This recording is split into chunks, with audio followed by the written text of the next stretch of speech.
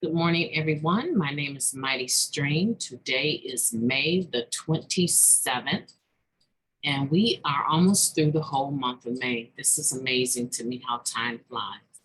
Good morning to you. I'm brought to you by Hope Through Navigation, and this is our H.O.O.D Recovery Services. Let's go ahead and get into the just for today, the NA meditation. Let me share the screen. Okay. Today's reading, May 27th, from the Just for Today NA meditation, meeting the day's challenge. The decision to ask for God's help is our greatest source of strength and courage. Basic text, page 26. A challenge is anything that dares us to succeed. Things new and unfamiliar service challenges, whether those things appear good or bad to us. We are challenged by obstacles and opposition from within ourselves and from without. New and difficult things, obstacles and opposition are all a part of life on life's terms. Living clean means learning to meet challenges. Many of us, consciously or unconsciously, took drugs to avoid meeting challenges. Many of us were equally afraid of failure. Let me reread that. Many of us were equally afraid of failure and success. Each time we declined the day's challenge, we suffered a loss of self-esteem. Some of us used drugs to mask the shame we felt. Each time we did that, we became even less able to meet our challenges and more likely to use. By working the NA program, we found the tools we need to successfully meet any challenge. We've come to believe in a power greater than ourselves, a power that cares for our will and our lives. We've asked that power to remove our character defects, those things that made our lives unmanageable. We've taken action to improve our conscious contact with that higher power. Through the steps, we've been given the ability to stop using drugs and start living. Each day, we are faced with new challenges. Each day, through working our program of recovery, we are given the grace to meet those challenges.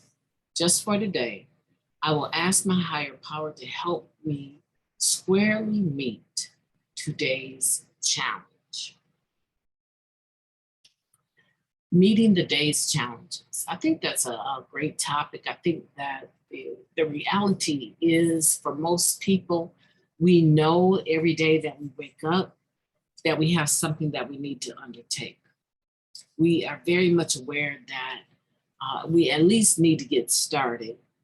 And sometimes our projection into the future or fear of the unknown will cause us to draw back and become procrastinators, or maybe not even show up to do the task. Because in doing the task, you don't know what you're going to be faced with. My life is pretty much like that every day. I don't know the energy that certain situations will bring to me or people will bring to me. And I have to make up my mind every day. And it's no different for you. We have to make up our mind every day to meet the challenges that come our way. They're guaranteed to come.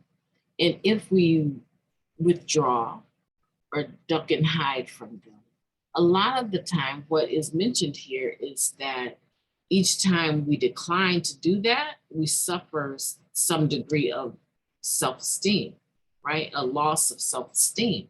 And that's what we don't want. We've had enough of that. We've had enough of failing everyone around us, failing ourselves, failing our jobs, failing at parenting. We've done enough of that. And a lot of times the challenges that come our way, we're not in control of those circumstances. But the thing that we do control, and this is where recovery comes in, our commitment to deal with life on its own terms. to accept it on its terms. So that means that in the course of the day, if I receive some bad news, I've already made up my mind that I don't have to fake how I respond to that bad news, right? But I've already made up my mind that there's a couple things I'm not gonna do, right? You know how people say hurt people hurt people? A couple of things I know that I'm not gonna do when I get negative news. I'm not going to strike out in anger or hurt another human being, right? And I'm not going to pick up. I am not going to use any mind or mood altering substance, whether that be weed, alcohol, um, I don't know, Xanax. I'm not going to be using anything recreationally to change my mind and my mood, or to change it so that the reality of it now becomes more bearable, this illusion. No, I'm going to do it head on. I'm going to face it squarely to the best of my ability. Now, do I always get things right? Absolutely not. But I do make up my mind that I'm going to face things squarely. Now, some of us have things that are more difficult than others for us to meet or to deal with. For one, I don't like confrontation, even though when I am challenged or confronted, I can stand my own ground. I don't like to be confrontational. So when the energy is very confrontational, I have a tendency to pull back and just watch. It's not that I don't have a response or have a belief or have any dog in the fight. It's not that at all. I just know that my next level is a lot different than the average individual's next level. Like the average individual can shoot off at the mouth and be done. But my shooting off at the mouth doesn't just stop with, I just told you what you needed to hear, right? Because I'm always looking at things from the angle of spiritual warfare. I'm always looking at it like recovery teaches us. This is a spiritual program. So if I'm engaging with an individual that is clearly not conscientious of the impact that they're having on me spiritually in the atmosphere, the people around them, right? And even after they leave that area, right, they may not understand that same energy they brought is still lingering, right? And so that's why I'm very careful when I'm dealing with confrontation. I'm very, very careful. I've had people say to me, MightyStream, you look so calm. Honey, that's the furthest thing from my mind. I am not calm. I'm God conscious. I'm God conscious. That and foremost, then more than anything else, I'm aware of my relationship with the God of my understanding. And if I take the bite and get into that fight, right, everything may not be all right. For me, just for me. I don't get the same passes that a lot of people get. And I don't even know if they get passes, but I know that my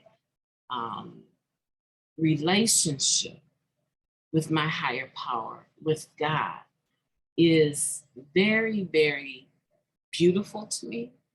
And I'm not interested in sacrificing it for any human being or any situation. And I'm not the type of person, if you ask me something and I have a little bit of knowledge of who you are, we have a relationship, in other words. If you ask me something, I already know how far I can go with you in regards to the God conversation, right? If I'm not sure how far I can go with you, I may venture into your relationship with the God of your own understanding, but there's so many other ways I can bring that to you. And one of the ways is how does what you're doing or thinking about doing make you feel? How does it make you feel? Not on the head level, on the heart level. Because if you know goodness well, you're not going to have any peace with that action, or situation, you need to reconsider. You know, and so I find ways with the designation that God has given me spiritually, I find ways to make it make sense to the person that I'm talking to. So I want for you today to make up your mind that no matter what comes your way, you are going to face the challenge. No more running. Are you going to know instinctively what to do in every situation? No. But my mother taught me something that I want to share with you. She said that she has the right to make the best decision that she can possibly make for her relationship with God, her relationship with herself, right? Her own sense of personal well-being, and her relationship with others, how it would impact them. Third and last of all. And that is the exact same thing I want you to do today. Whatever comes your way, do not instinctively respond until you have given yourself a few minutes to consider. And if the situation is too pressing to give you an opportunity to think clearly through it, then 9 times out of 10, it was sent to you to cause you confusion and disrupt your day anyway. And so you can just make that an easy no. No, I will not. I will not do that. I will not allow that to take place on my watch. No, that's not happening. I told you I needed some time to think about it. I'll get back to you in an hour, or I'll get back to you tomorrow. Are you dying? Can it wait? It can wait? Well, then I'm going to get back to you because I really need to think about how this is going to impact a few things. And I don't need to list them for a person, right? That's my business. I have the right to make sure that it's practical and that it's spiritual. So with that, I just want to challenge you with that today. I want to encourage you today, and I want to say, take it by storm. Take it.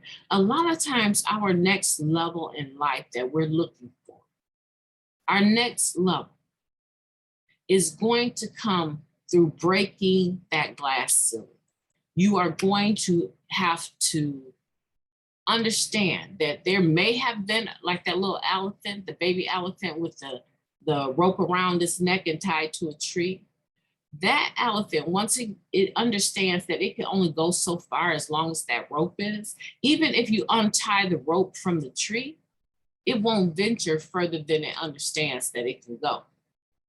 So a lot of the times what happens is that we have repeatedly failed at attempting to do this and attempting to do that. However, you're a different person than you were when that took place. And that rope is no longer tied to that big tree. All you need to do is recognize that you are without limit in the realms of what God has created you to do. And that if you step away from your comfort zone, you will be able to accomplish more. How much more, I can't promise you, but probably a lot more than what you were thinking. So some things, spiritually speaking, they just require for you to have faith and step out. And once you take that first step, as Grandma would say, as you take that first step, the second one will instinctively follow. My name is MightyStream, and I look forward to talking to you tomorrow.